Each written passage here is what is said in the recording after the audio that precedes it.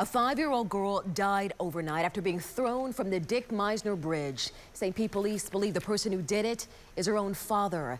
All of these events unfolded overnight. The suspect, who we're still waiting to get an identity on him, there he is there in that white jumpsuit being led out of that facility there. He's going to be transferred to another facility. This man, again, authorities tell us he was speeding, going 100 miles an hour. An officer who saw him tried to pull him over, and at the time watched this man throw a child off the Dick Meisner Bridge into the water. That child's body was then recovered by an Eckerd College dive team, taken to a hospital. Sadly, that little girl died. You were with us at the top of this half hour. You saw this man being transported live. This is Jonchuck Jr. We've just learned. He's accused of throwing his 5-year-old daughter over the Dick Meisner Bridge. The girl's name is Phoebe. We know Jonchuck lives in Tampa and that he previously was arrested for a DUI back in 2013.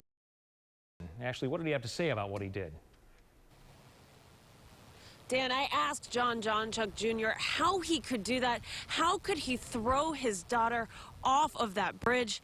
He was silent. He wouldn't answer me. The 25-year-old is now charged with the first-degree murder of his daughter, Phoebe, along with aggravated assault of a police officer with a motor vehicle and aggravated fleeing and eluding. Police say he got out on the top of the Dick Meisner Bridge, screaming something, took Phoebe out of her car seat, held her facing his chest, then threw Phoebe over the railing into the freezing water to her death. I'm going to step out of the way. I want Corey, my photographer, to zoom in right now. You are going to be looking at the railing that this officer had to use to try to climb down to a small platform, trying to rescue Phoebe, trying to help save her life, but he couldn't. We continue our team coverage now with Ashley Glass, who's getting a closer look at the victim of this heartbreaking crime. She joins us live now in Tampa. Ashley. And both that little girl and her father lived in this very neighborhood just a few months ago. And I'm talking to the family friends who say they put them up, and only here on Action News, the cell phone video and the images of the little girl who police say was thrown from a bridge by her own father. She was just jumping around right here in front of the bonfire. It was right here, Melody Dishman's front yard in Tampa. That's Phoebe. It was a wonderful girl, bro. Just about 3 months ago, 5-year-old Phoebe jumping and laughing, as seen in the cell video Melody is sharing only with us. Just playing, happy as can be. Police say little Phoebe was thrown from a bridge at more than 60 feet and killed by her father, Jonchuck. Melody says both John and Phoebe lived at her house for a few months, but then disappeared in the middle of the night in October. She hadn't heard from him since until 2 days ago, and multiple phone calls she calls harassing. Talking about he's a parish of God and that I was going to hell and that I'm a demon. She says John never indicated he was going to harm Phoebe, but then another twist when she checked his Facebook account just this morning. It's gone, like as if it don't exist. It's just gone. That's his name, Jonchuck, and his Facebook's gone. Now, Melody and other friends who live in this house wondering why this father stands accused of murdering his little girl. Maybe financial issues, maybe. I honestly think it was... Maybe he didn't have nowhere else to go, or... I think it was the drugs. Yeah, whatever he was on made him snap. I never would have guessed he would have done such a thing. A father accused of an unthinkable crime. Pull a baby out, and you just throw this baby away like it's nothing? Police telling us he threw his 5-year-old daughter off a bridge, killing her. She was my little angel baby. She always will be. Tonight, we're digging into Jonchuck's past as a wave of heartache ripples through the Bay Area. Well, parent or not, sadness and anger everywhere tonight, simply stunned by Jonchuck's alleged actions. The incident happening at the top of the Dick Meisner Bridge on the approach to the Sunshine Skyway. A St. Pete police officer just feet away, helpless to stop him. We're taking action with complete team coverage of this story tonight, including the warning Hillsborough deputies and DCF got just hours before the murder. But we want to begin with our Chris Trankman with the latest details on this investigation for us tonight. Chris? Well, after the officer watched the child fall 60 feet into the water from this bridge, Jonchuck was taken into custody on charges of first-degree murder, fleeing from police, and even trying to run over a police officer. And tonight, there are now questions about his mental state. When Jonchuck made his first appearance in court, he told the judge he didn't want an attorney appointed to represent him. I want to leave it in the hands of God. Pretty sure God's not going to be representing you in this case, and you're going to be standing trial. The 25-year-old was given a second chance by Circuit Judge Michael Andrews. Would you like someone standing next to you as you're standing trial? Yeah. An attorney. That is pure and good, not evil. Well, I'm going to do the best I can to give you a pure and good lawyer. And Jonchuck was ordered to have a mental evaluation. Devastating reality of this morning's case setting in tonight for Phoebe's mother, who had not seen her little girl since Christmas Eve. She spoke with our Jacqueline and Glaze. And Jacqueline, it's hard to imagine what she's going through tonight. Jameson, I've been by Phoebe's mother's side for at least half the day today. She is still shaking, but the one thing she asked that I show you tonight are these. It's the last drawings that Phoebe did and handed to her mother. And now tonight, Phoebe's mom believes that she is still drawing, just in heaven and for God. She was my little angel baby. She always will be. Now she really is. There's nothing anyone can do or say to console Michelle Kerr. It's still new. Phoebe's spirit, she was so lovable. Her 5-year-old daughter, Phoebe, thrown over Dick Meisner Bridge early this morning into the frigid bay water below, likely to her death, by the one person Kerr felt she could trust her daughter with the most, the little girl's father, Jonchuck Jr. Once you meet this little girl, you fall in love with her instantly. She just has that effect on you. The 29-year-old suffers from multiple sclerosis and says when she became sick and physically unable to care for Phoebe, she allowed Jonchuck to care for her. It was an agreement they'd worked out outside of court. I thought it was for the best. Kerr told ABC Action News she's separated from Jonchuck shortly after Phoebe's birth and acknowledges knowing Jonchuck suffered from bipolar disorder. She believes the 25-year-old recently went off his medication, something he'd done before. He was definitely a Jekyll and Hyde. He was a demon. I felt like a devil. Kerr last saw her daughter on Christmas Eve. Jonchuck dropped her off and was reportedly struggling with the news that Kerr recently became engaged to another man. She feels jealousy caused her ex to act out. I never would have guessed he would have done such a thing to his own baby girl. And we are just uncovering a shocking claim. A Tampa attorney telling us she tried to warn Hillsborough deputies and DCF about Jonchuck just hours before the murder.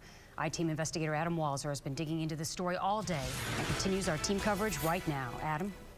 Well, Linda, Jonchuck showed up at his attorney's office yesterday displaying behavior his attorney describes as delusional, wearing pajama bottoms, telling her she was God and asking her to translate a Swedish Bible. She called authorities but says they did little to prevent the tragedy. She was right here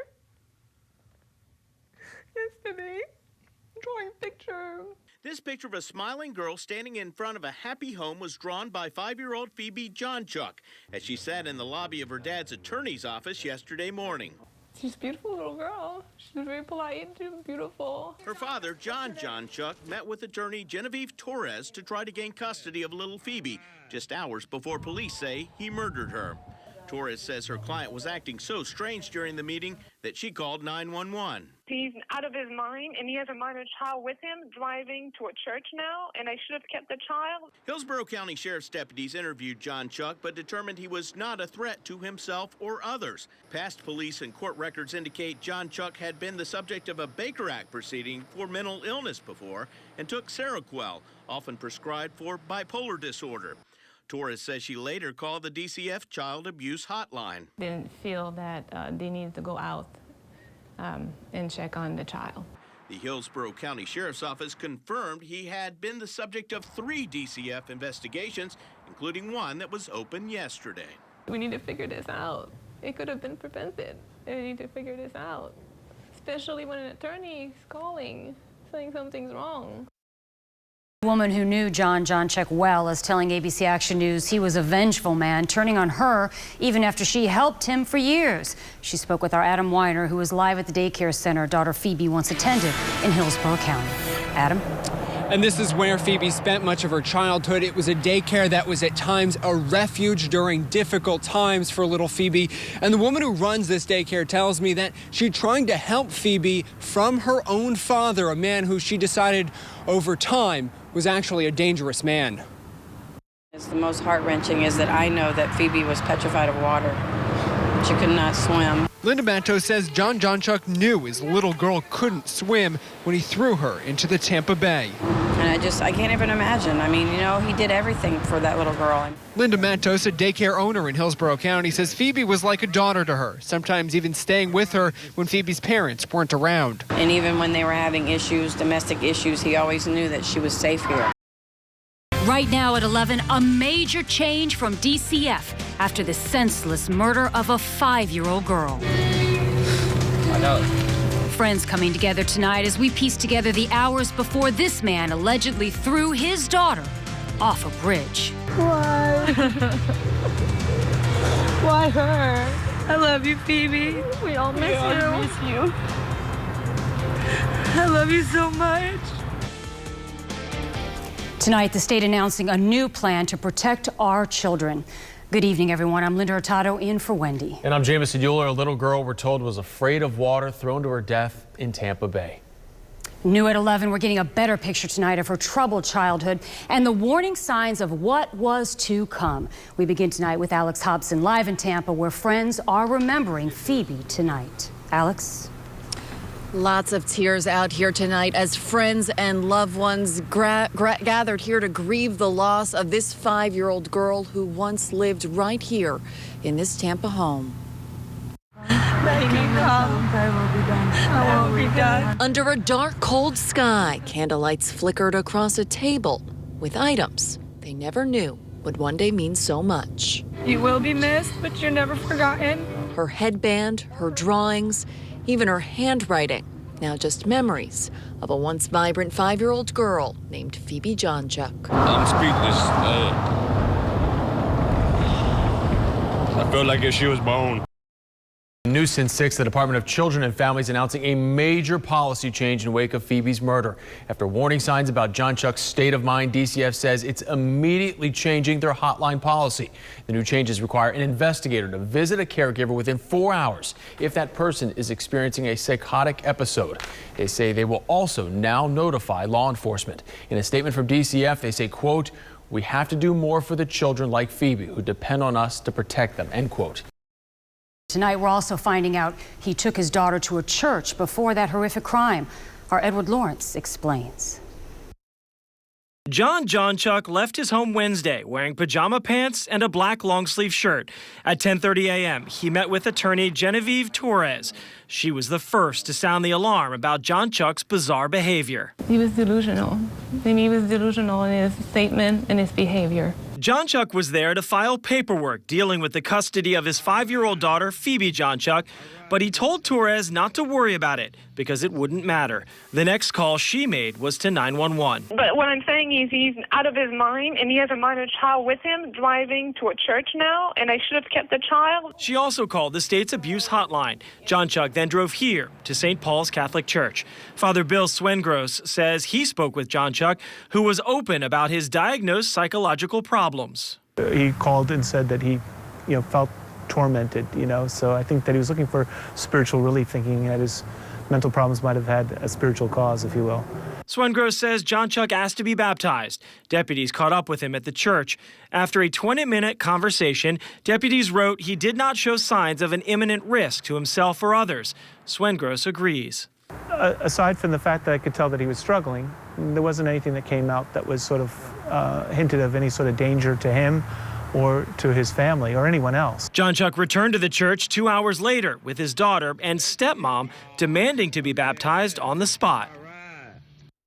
He then left the church frustrated. Now, in fact, Jonchuck was supposed to be at the church tonight for Bible classes. Father Bill Swengros says that all day he's been replaying the interaction in his mind, but says for him, there were simply no signs a violent act against an innocent 5-year-old girl was about to take place.